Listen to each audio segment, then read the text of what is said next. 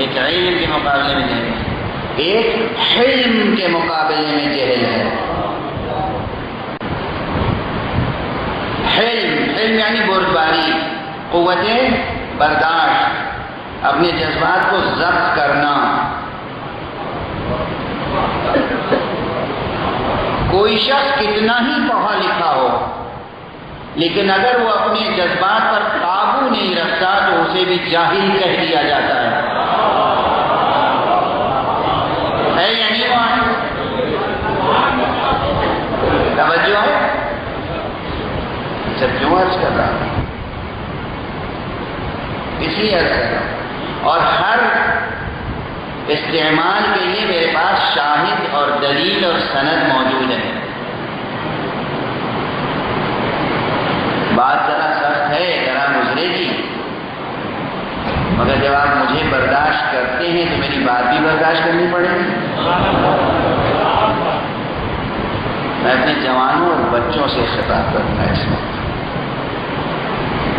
ذکر اہل بیت کا اہتمام کرنے کے لیے، ذکر اہل بیت کو سننے کے لیے، مجالس اعضاء کا اہتمام کرنے کے لیے فریضہ ہے، وظیفہ ہے، آپ کو کرنا ہے۔ خدا آپ کو سلامت رکھے، آپ کی عمروں میں برکت عطا فرمائے، آپ کے دست و بازو مضبوط رہیں، آپ کا دشمن نیز تو نابود ہو، اور آپ کی زندگیوں کو ہر طرح سے پروردگار دنیاوی اور اخروی برکتوں سے مالا مال فرمائے۔ مگر ذکر کے تقاضوں کو سامنے رکھیے۔ آپ کے اندر کتنی ڈسپلن ہونی چاہیے۔ ماشاءاللہ واقعی دل خوش ہوتا ہے جب میں ان اسکاؤٹس کو دیکھتا ہوں، کس قدر مجلس کے نظم و ضبط کو یہ بچے برقرار کرتے ہیں۔ یہ ہماری آپ کی سب کی بے پناہ دعاؤں کے مستحق ہیں۔ لیکن جو بچے باقاعدہ اسکاؤٹنگ کی ٹریننگ لیتے ہیں اور یہ خدمتیں انجام دیتے ہیں، ان کے علاوہ بھی بہت سے بچے ہیں جو اس وردی میں نہیں ہیں مگر کاموں میں سرفروشی کے ساتھ ہتھیلی پہ جان رکھ کے وہ بچے عزاداری کے کام آتے ہیں۔ آپ کا یہ جذبہ، اس کی جزا صرف جناب زہرا سلام اللہ علیہ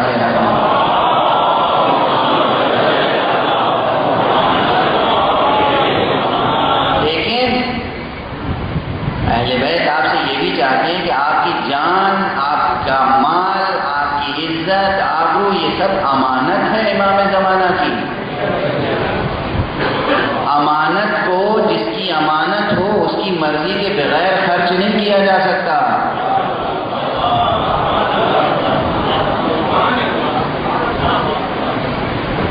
آپ کو اپنی جانوں کی حفاظت کرنی ہے، آپ کو اپنی عزت و آبرو کی حفاظت کرنی ہے، آپ کو اپنے مال کی حفاظت کرنی ہے۔ آپ سرمایہ ہے ملت کا، آپ امانت ہے صاحب العصر والزمان عجل اللہ تعالی فرجہ الشریف۔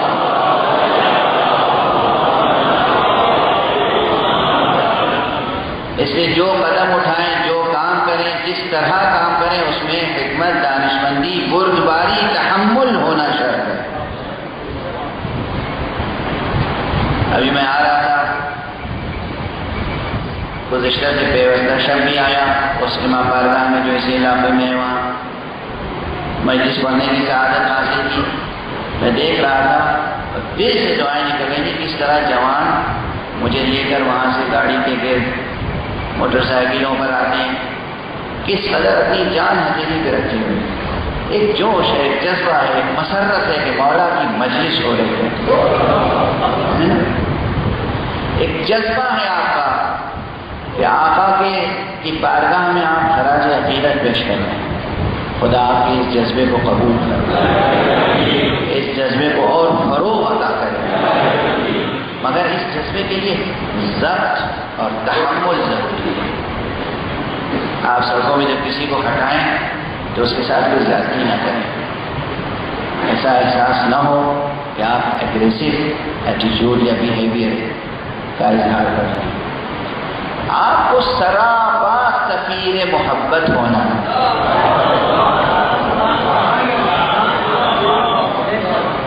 آپ کو سراپا محبت ہونا ہے۔ لطف سے، محبت سے، نرمی سے، عاجزی سے، خاکساری سے۔ ہاں کوئی تکبر سے پیش آئے تو اس کے ساتھ تکبر سے پیش آنا عبادت ہے۔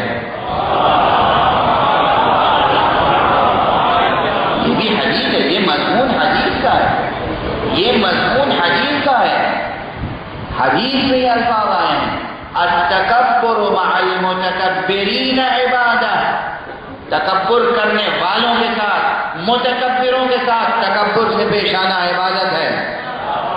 والتواضع مع المتواضعین عبادہ، اور خاکساری سے پیش آنے والوں کے ساتھ خاکساری سے پیش آنا عبادت ہے۔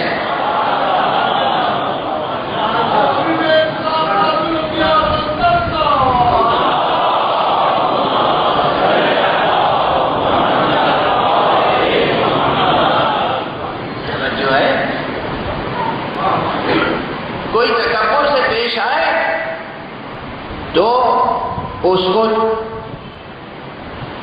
آپ اپنی کمکنت سے جواب دیں۔ مگر ایک عام مزدور سڑک پہ جا رہا ہے، رکشہ چلا رہا ہے، گاڑی چلا رہا ہے، ٹیکسی چلا رہا ہے، اس کے سامنے آپ کو سراپا محبت ہونا چاہیے۔ آپ اشارہ کر دیں کہ بھائی ہٹ جاؤ، راستہ چھوڑ دو، زیادتی نہ کریں، غصے کا اظہار نہ کریں، کبھی اپنی طرف سے کوئی ایسی بات آپ نہ کریں جس سے الزام تعدی، الزام ظلم آپ پر آئے۔ آپ ظالم نہیں ہیں، دنیا جانتی ہے کہ آپ ظالم نہیں ہیں، جو آپ کو ظالم کہتے ہیں وہ بھی جانتے ہیں کہ وہ خود ظالم ہیں، آپ ظالم نہیں ہیں۔